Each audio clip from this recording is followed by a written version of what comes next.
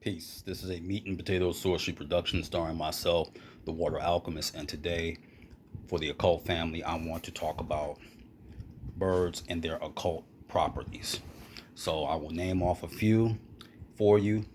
Get a pen and your notebook and write this down if you're constantly seeing this particular bird or you dream of birds. The first one is an albatross.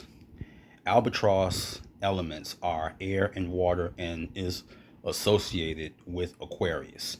Now, its powers are adaptability, the afterlife, the astral realm, beginnings, challenges, and clarity. The second one is the blue jay. Now, this is associated with the planet Mercury. The goddess Gaia, its element is earth, and its powers are adaptability, assertiveness, the astral realm, heaven and earth, courage and death. The other one is the bluebird. This association is with the throat chakra. Its directions are the east, the north, and the south, and its powers are accomplishment, to awaken change, confidence, and creativity.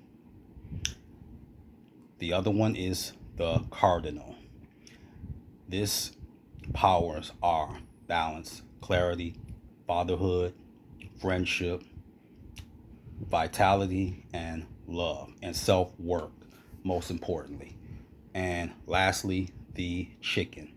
The chicken's element is earth, and its powers are abundance, comfort, community, and divination. And the last one for today is the crane. It deals with the solar system, the moon, and the sun.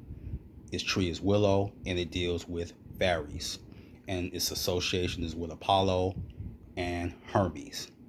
It deals with abundance, balance, renewal, rebirth, shaman work, and transformation.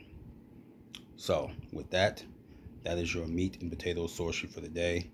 I am the Water Alchemist. Be water, my friends. Peace.